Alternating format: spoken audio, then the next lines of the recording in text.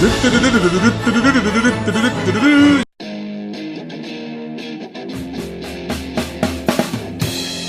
gonna take you back to the past to play the shitty Monday Night Raw. Suck ass. He'd rather have a buffalo take a diarrhea dump in his ear. He'd rather eat the rotten asshole of a roadkill skunk and down it with beer. He's the angriest IWC. you've ever heard.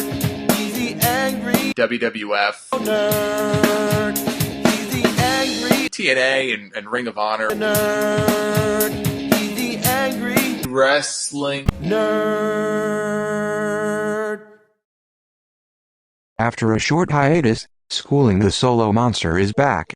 I cut down a bunch of quotes that he has said over the past few weeks. So here we go. Number 56, Dana Brooke, goes to Raw. Poor Dana. So, well, at least she's still with Charlotte. Number 57, Mojo Rawley goes to SmackDown. And I guess, Zack Ryder is on SmackDown, so I guess the two of them can continue to do their Hype Bros tag team. But I have to say something about, and this is nothing against Mojo Rawley, personally, and maybe one day he's going to develop into a big star. Maybe he'll catch fire on the main roster. He never did in NXT. So I don't know why it would be any different on the main roster, but I wish him nothing but the best. But the idea that you have 6 NXT picks in this draft, and even that, we don't know. Who came up with that number?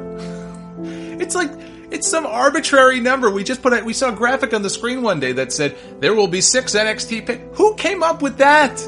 No explanation. Just a random number. But you have 6 NXT picks in this draft.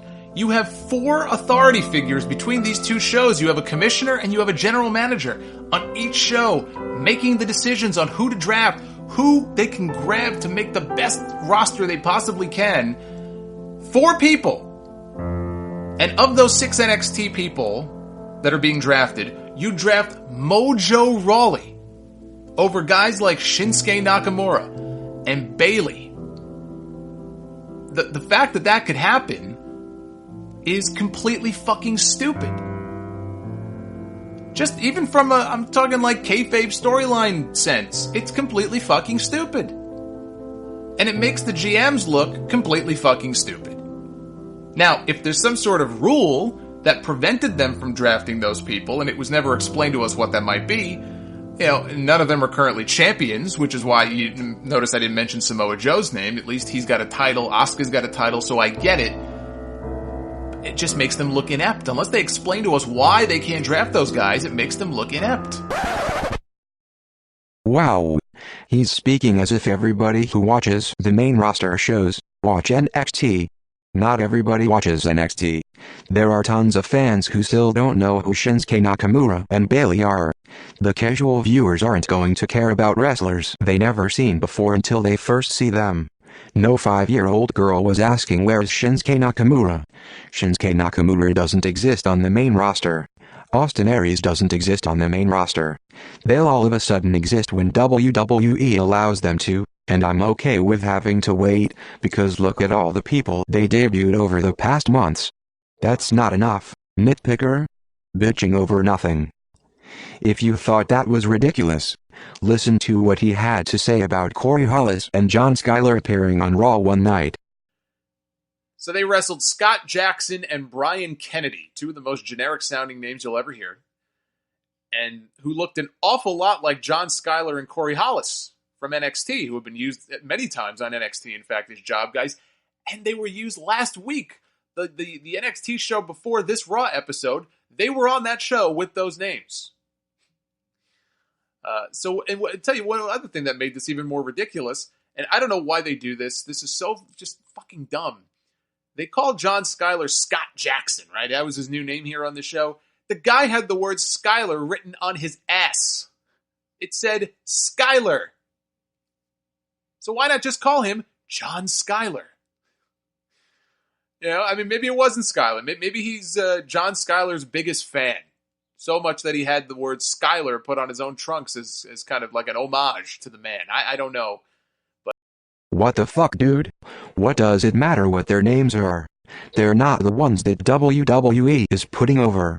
They're regular indie jobbers from NXT. They can give them whatever names they want.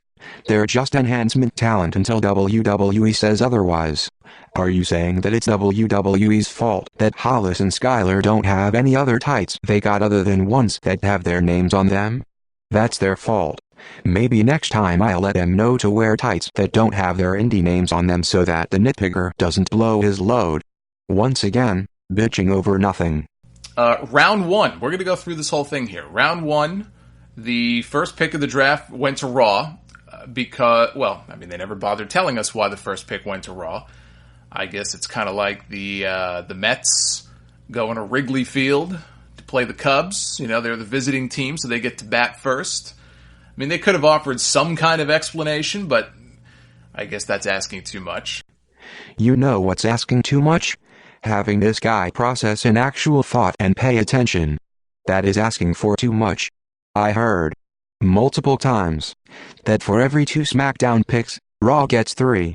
So it went with Raw, SmackDown, Raw, SmackDown, Raw, each time. Not hard to follow.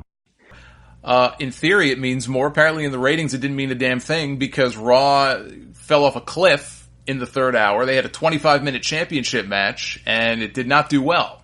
People did not care. I don't know what that says about the championship. I don't know what that says about Dean Ambrose or Seth Rollins, but whatever it is, it's not good.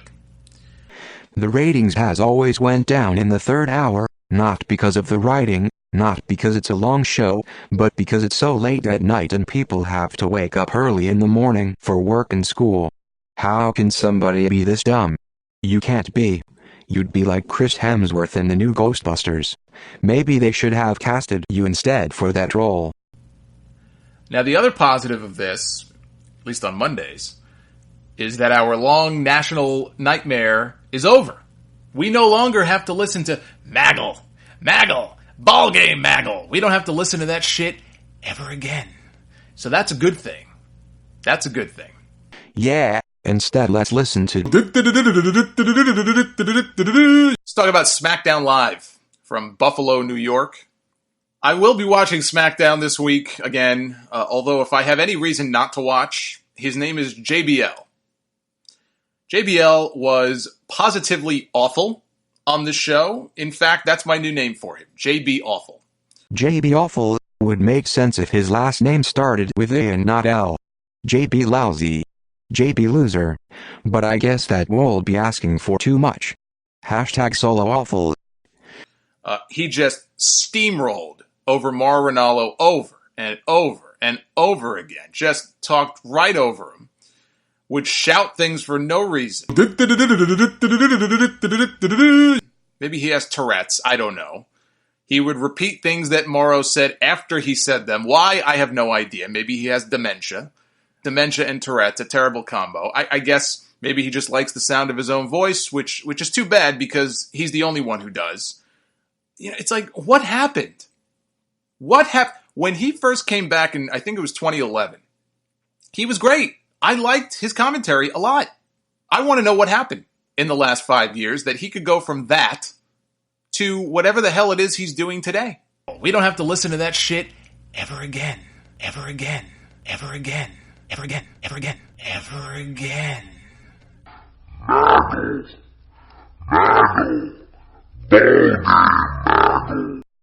Don't get me wrong. JBL can go stick an Asiago bagel around his dick. But that's what it means to be a color commentator. Every sports game has one. WWE always needs somebody to be loud and annoying. If not JBL, it would be some other former wrestler. They always teach these guys to be obnoxious, because not everybody at the announce desk needs to be a statical or storyteller. The new intro, the new music, the red ropes. The new logo. Oh wait, you hate the new logo. Always a pleasure to have a fan with no artistic background show us what he knows about art.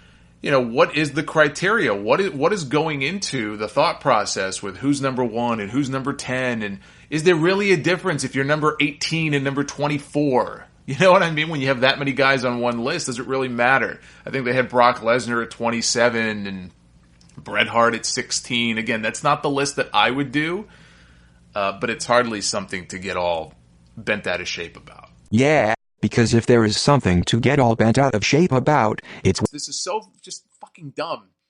They called John Schuyler Scott Jackson, right? That was his new name here on the show. The guy had the word Schuyler written on his ass. It said Schuyler. Yeah, because if there is something to get all bent out of shape about, it's where characters are positioned on a TV show, a character getting pushed that you don't like, a rumor about a network special, a shaking camera, fake crowd noise, a character that smiles, a character that dances with a unicorn horn on her head. Hell, let's just read this list. You can't win too much, you can't lose too much, you can't have longer or shorter matches, not enough wrestling, not enough promos. If this guy was ever in charge of an entire show, it would be rather interesting to see how it turns out.